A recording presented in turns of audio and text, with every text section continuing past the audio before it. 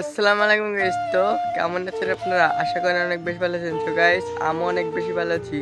চলো তোমাদেরকে আজকে দেখাবো আমাদের রায়ের ক্ষেত। সামনে চলো রায়ের ক্ষেত দেখানেই হচ্ছে। চলো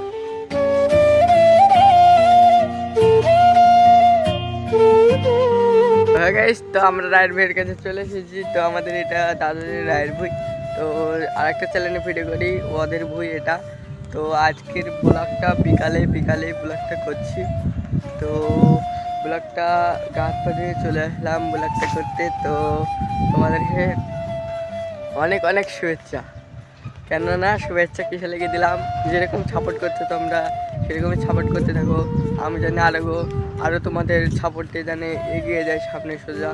তো গাইস, তো আজকে বেশি বড় করছি না ব্লগটা,